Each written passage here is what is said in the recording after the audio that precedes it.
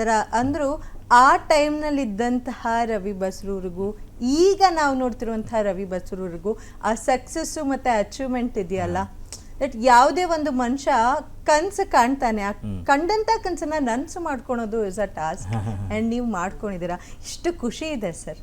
ಖಂಡಿತ ಖುಷಿ ಇದೆ. ಹಾಗೆ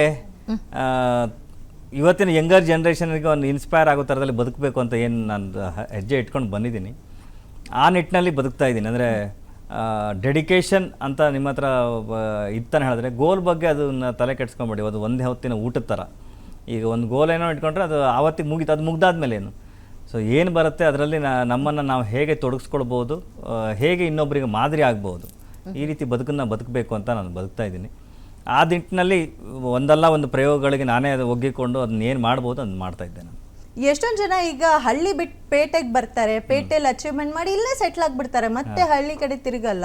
ಬಟ್ ತಾವು ಹಾಗಲ್ಲ, ನಿಮ್ಮ ಮ್ಯೂಸಿಕ್ ಅರಮನೆನೇ ಅನ್ಬೋದು ಅದನ್ನ ನಿಮ್ಮ ಬಸ್ರೂರಲ್ಲಿ ಕಟ್ಕೊಂಡಿದ್ದೀರಿ. ಸೊ ಆ ಅರಮನೆಗೆ ಬಹಳಷ್ಟು ಜನ ಬೆಂಗಳೂರಿಗೆ ಬಂದವರು ಅಲ್ಲಿ ಬಂದು ವಿಸಿಟ್ ಹಾಕಿದ್ದು ಇದೆ.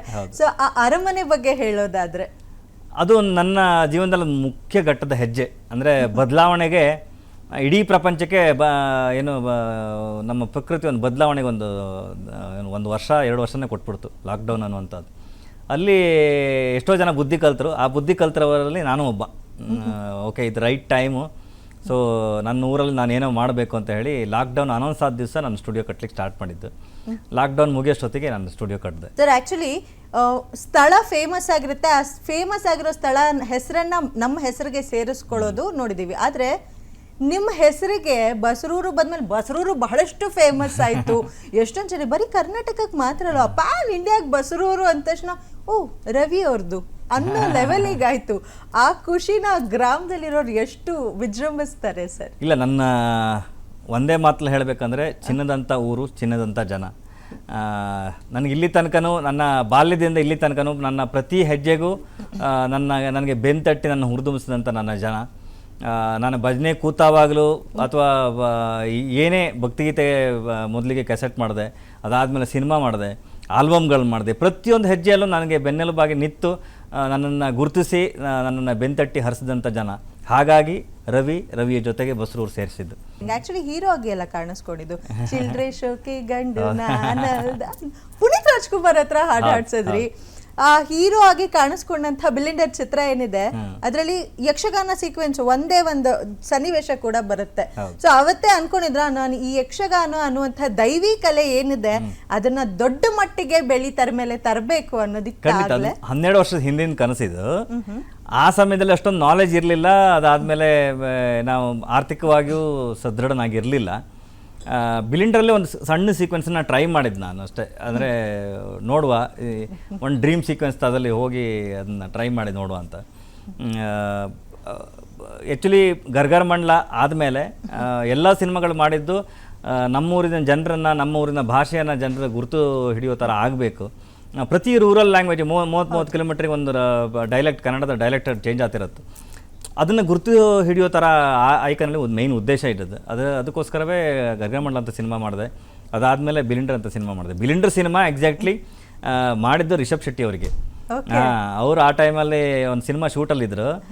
ಮುಗಿಸ್ಕೊಂಡು ಬಂದಾದ್ಮೇಲೆ ಅವರಿಗೋಸ್ಕರ ಮಾಡಿದಂಥ ಕತೆ ನಾವು ಡಿಸ್ಕಸ್ ಮಾಡಿ ಎಲ್ಲ ಆಗಬೇಕಂತ ರೆಡಿ ಆಗಿತ್ತು.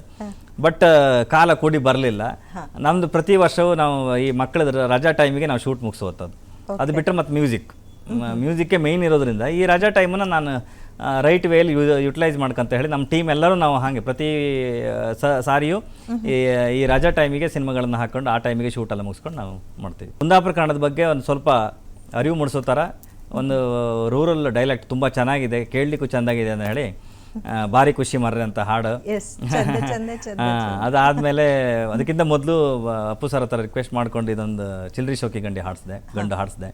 ಸೊ ಈ ಥರ ಹೇಗಿತ್ತು ಅವರ ರಿಯಾಕ್ಷನ್? ಬಿಕಾಸ್ ಆ part of Kannada, but Appu ಸರ್ಗೆ ಐ ಡೋಂಟ್ ಥಿಂಕ್ ಅದು ಹೊಸ್ತು ಅಂತ. ಬಿಕಾಸ್ ಅವರ ಧರ್ಮಪತ್ನಿ ಕೂಡ ಅದೇ ಚಿಕ್ಕಮಗಳೂರು ಭಾಗದವ್ರು ಆಗಿರೋದ್ರಿಂದ ಆ ಕಡೆಗೆ ಆ ಎಸೆನ್ಸ್ ಹರಡಿರುತ್ತೆ. ಖಂಡಿತ ಅಲ್ಲ, ಅದ್ರ ಜೊತೆಗೆ ಅವ್ರಿಗೆ ಕುಂದಾಪುರದ ಸ್ನೇಹಿತರ ಬಳಗ ತುಂಬ ಇತ್ತು. ಓ ಹೌದಾ? ಸೊ ಎಲ್ಲರೂ ನಮ್ಮಲ್ಲಿ ನಾನೀಗ ನಿಮ್ಮ ಎದುರಿಗೆ ಶುದ್ಧ ಕನ್ನಡ ಥರ ಮಾತಾಡ್ತಿದ್ದೆ ಅಷ್ಟೇ ಬಿಟ್ಟರೆ ನಾರ್ಮಲ್ ಆಗಿ ನಾವು ಮಾತಾಡ್ತಾ ಎಲ್ಲರ ಹತ್ರ ಕುಂದಾಪುರ ಕನ್ನಡವೇ ಮಾತಾಡೋದು. ಅಂಜನಿ ಪುತ್ರ ಚಿತ್ರದ ಹಾಡು ಕೂಡ ಅಷ್ಟೇ. ಸೊ ಆ ಹಾಡು ಕೇಳಿ ನಿಮ್ ಹೆಂಡತಿ ರಿಯಾಕ್ಷನ್ ಹೇಗಿತ್ತು ಸರ್?